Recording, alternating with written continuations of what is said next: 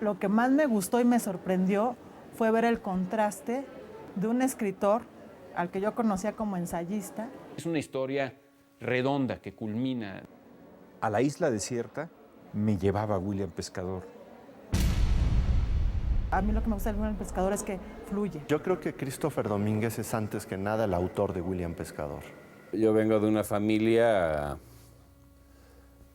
de profesionistas liberales, digamos, en la cual la lectura fue un valor muy apreciado desde que tengo memoria. Entonces, bueno, yo crecí en un hogar, en una familia donde había libros, leer libros, comprar libros, portar los libros, era pues una actividad no solo cotidiana, sino extremadamente valorada. Yo lo único que hice fue seguir la rutina familiar y leer como leían mis padres y otros personajes de mi familia. Esto provocó que yo fuera un lector extremadamente caótico, que yo leyera muchos libros que no eran propios de mi edad. Incluso llegó un momento que hubo una suerte de consejo de familia donde se estudió la posibilidad de establecer cierta censura previa para que yo no me apoderara de, pues no sé, de libros del Marqués de Sade. Pues cuando empecé a leer ya de manera bastante maníaca, tenía yo entre 11 y 12 años. Me fui varios meses de paseo a Europa, con mi mochila, etcétera, como se supone que son esos viajes, y me llevé, calculando que un libro gordo sería suficiente para andar paseándome por todos lados, me llevé precisamente uno de los tomos de las obras completas de Dostoyevsky. Fue una, creo que, decisión muy buena de mi parte, y durante ese viaje pues leí Los demonios, El príncipe idiota, los de Pobres gentes, Crimen y castigo. Entonces sí, mis 18 años están asociados con ese viaje a Europa y con la lectura de Dostoyevsky. Ya después vino la época en que yo empecé a tratar de publicar lo que pensaba yo de los libros que leía. Christopher se ha forjado su trayectoria y su nombre es como crítico, ¿no? Como ensayista y quizá de los mejores que tenemos en México. Empezó muy joven como un reseñista que inmediatamente llamó la atención, que mostraba talento en un género no muy vistoso como el de la reseña, y paulatinamente fue extendiendo sus horizontes. El que en el mundo literario se le haya conocido primero como un crítico, un periodista cultural, en principio, un periodista literario. En el momento en que yo empecé a leer, empecé a escribir. De inmediato, yo empecé a hacer resúmenes de mis lecturas, comentarios de mis lecturas, en mis cuadernos. Entonces, para mí, el proceso de lectura y escritura van de la mano. Ya cuando lo empecé a leer, lo que más me gustó y me sorprendió fue ver el contraste de un escritor al que yo conocía como ensayista.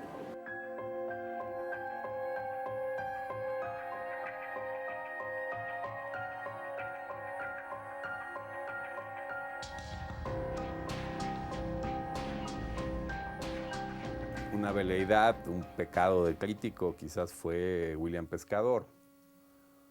Tratando de dejar de pensar que en Christopher o en el autor como un crítico que es, resultó pues como una perlita por ahí perdida en medio de sus libros ensayísticos, ¿no? La primera vez que yo escribí William Pescador era un relato que es la base de lo que después fue la novela, y lo escribí a los 13 años. Por eso, cuando acaba la novela, en la edición que ustedes publicaron, que es la que circula, dice al final que la novela, dicen las fechas 1975, 1992 creo. Esto no quiere decir que ese libro en particular, esa redacción final, que es la que tú y el resto de los lectores han leído, fuera la primera, no, sino que el personaje, el lugar donde ocurre la novela, buena parte de la trama, no toda, digamos que yo la escribí a manera de borrador o de boceto la primera vez a los 13 años.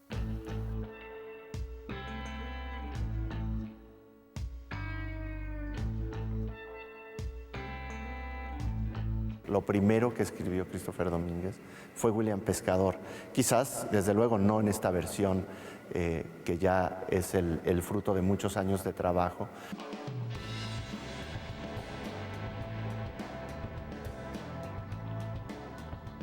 La tomaba, la dejaba no sé cuánto tiempo y la volvía a retomar. Se nota muchísimo, es una escritura muy decantada, es una escritura muy, digamos, como desecada, lo cual hace que sea perdurable, más que otras, porque está como meditada muchísimo, ¿no? El lenguaje es muy conseguido, las imágenes que tiene son tan intensas como en su obra ensayística, con la exactitud de pronto de pintar una emoción infantil y de hacer que en ese momento esa emoción infantil vuelva a vivir en nosotros, ¿no? Escribir bien consiste sobre todo en saber borrar bien, no tanto en llenar de palabras un papel, sino en seleccionar y quitar palabras también para que quede lo importante nada más. Pensar el ensayo de acertar y de errar, de construir una novela durante 20 años. Se nota que tuvo un gran editor, no solo Christopher, sino también es famoso que José Manuel de Rivas participó editando, ayudando a Christopher a editar esta novela. Y es una novela a la que sencillamente no le sobra una sola frase, no le sobra una sola palabra. Yo creo que el crítico creador, y cuando digo crítico creador entiendo el crítico que también hace o novela o cuento o poesía, porque el crítico es creador, haciendo ensayo. Christopher es un buen ejemplo. A los 20 años hice una versión muy ambiciosa, muy grande, que tenía 300 y tantas páginas. Y esa versión sí ya se la enseñé a los amigos que yo tenía, que eran escritores mayores que yo y que funcionaban de manera informal como mis maestros, ¿no? Les enseñé ese borrador, ese manuscrito, y les pareció horrible, desastroso, y me dijeron que yo no tenía la menor idea de cómo escribir una novela.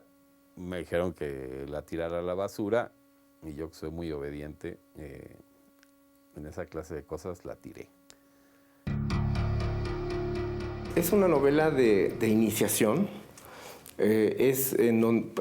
dado que su protagonista encuentra digamos, las dimensiones del mundo en el que vive son distintas al principio que al final. La historia, el transcurso de la historia está hecho pues para llevarnos por estos vericuetos en donde el personaje se vuelve menos inocente. El tránsito de la infancia a la adolescencia plena, ¿no? Del mundo de la imaginación infantil al nacimiento otra vez de la sexualidad, pero también de la fantasía y de la vocación literaria. Es una novela sobre la infancia, pero esta novelita es todo menos una infancia feliz o una infancia como de cuento de hadas, ¿no? William Pescador.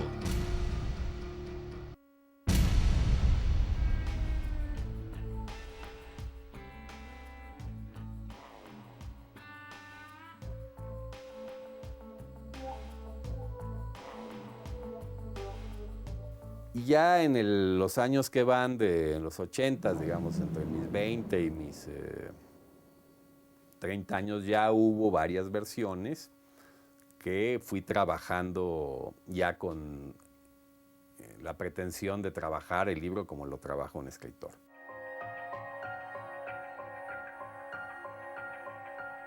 Él inventa una ciudad que se llama Omorca. Imaginaba a un lugar que era la Ciudad de México. Y que es un país imaginario y que incluso conforme él va necesitando explicarse cosas del exterior, va descubriendo otros pasajes dentro de la misma ciudad.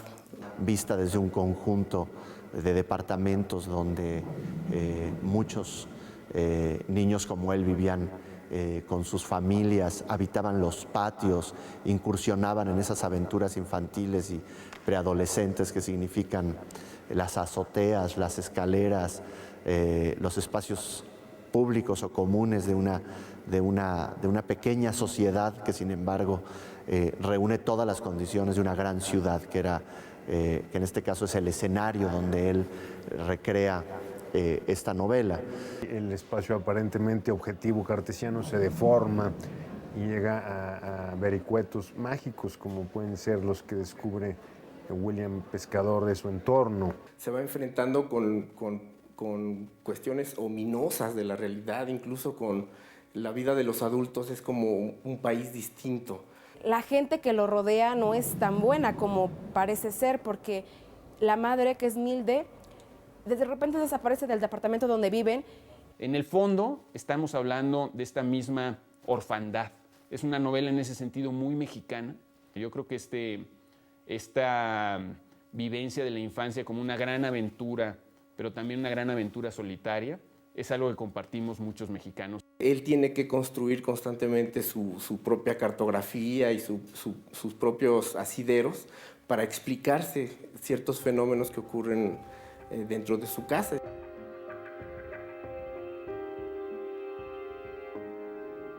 La fui escribiendo a lo largo de los mismos años en que yo me daba a conocer como crítico literario.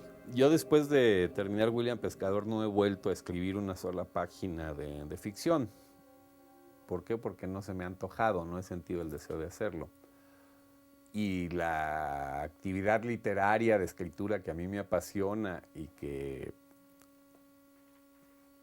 es la que ocupa mis días y mi rutina, pues es la crítica literaria. Para mí es también una inmersión narrativa. William Pescador. Christopher Domínguez Michael, crítico literario, historiador de las ideas y novelista, nació en la Ciudad de México en 1962. En la adolescencia, comenzó a redactar artículos, reseñas y ensayos políticos. Forma parte de una escuela a la que pertenecen personalidades que consideran la crítica como un temperamento artístico. Columnista y colaborador en prestigiadas revistas y periódicos como Proceso, Vuelta, Letras Libres y el suplemento cultural El Ángel del diario Reforma. Lo particular es una novela que por eso me toca y me conmueve mucho, que a mi generación también le dice mucho. Muchos de nosotros crecimos más que acompañados de nuestros padres, acompañados de la televisión, ¿no? Y acompañados de sirvientas. Un personaje fundamental de la novela de William Pescador es la sirvienta llamada Felicidad. En el libro de Christopher, toda la visión de su madre, del abandono al que lo somete su madre, de la sirvienta llamada Felicidad, de esta especie de médico budista al que su madre le encarga que supervise el cuidado de la casa. Donde el novio o el amante de la madre, que es un ser que aterra a todo niño porque ocupa un lugar ambiguo entre padre y madre, se transforma en una persona que media con el mundo del arte africano y el vudú antillano. Un doctor que era, digamos, como, no su padrastro, pero andaba con su mamá, él se entera de que tiene una herencia, una colección de piezas africanas, que era, pues, yo creo la maravilla en ese momento. Entonces deciden entre los dos matarlo.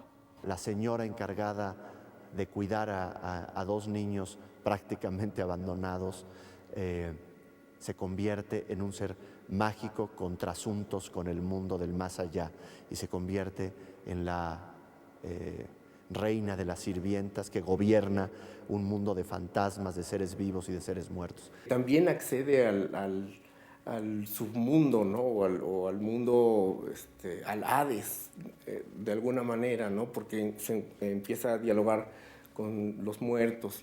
Él no sabe nada, pero sí se imagina, se le hace extraño la forma en la que la tratan y dice, no, algo aquí debe de estar oculto. Y como le gustaba indagar, investigar y hacía muchas cosas. De pronto, no sé, abre un pasillo físicamente y ve que conecta con otros pasadizos y todo eso. Pero eso mismo también ocurre a nivel imaginario.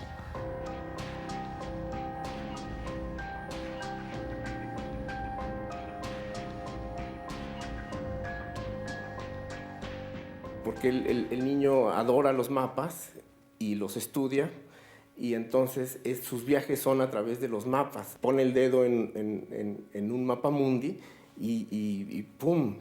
Se transporta de inmediato, ¿no? Siempre hay otros caminos de trazar el territorio. Yo creo que eso a todos nos abre un camino, un oasis de fantasía para retrasar nuestro entorno, para reconfigurarlo, para hacerlo nuestro finalmente. William Pescador. Y así es como hace un viaje a Atlantic City, que es el lugar de donde viene su familia materna, ¿no?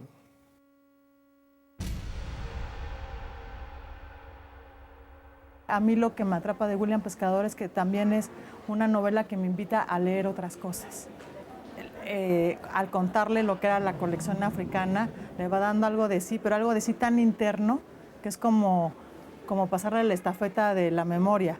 Un valor que aparentemente no tiene sentido o que aparentemente es una herencia que no existe, pero que es tan intangible que es lo más perecedero. No es que sea un poco Alicia en el País de las Maravillas o un poco construir mundos como los del Hobbit o El Señor de los Anillos, pero sí es de un niño que había leído eso y de un hombre que fue leyendo otras cosas y que fue construyendo un mundo que se va enriqueciendo y que va armando un mapa.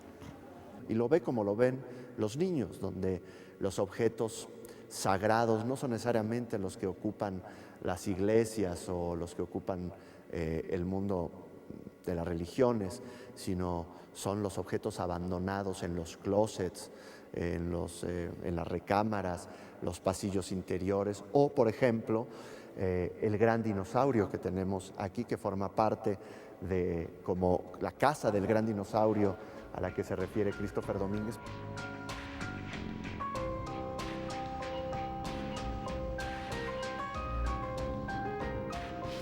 Finalmente, la gran herencia es la nariz de payaso, que es un poco como decir, vean, la realidad es así, la realidad no es más que una broma. Recibió el Premio Nacional de Ensayo Literario y Crítica Política Guillermo Roset Banda por Literatura Mexicana del siglo XX. William Pescador.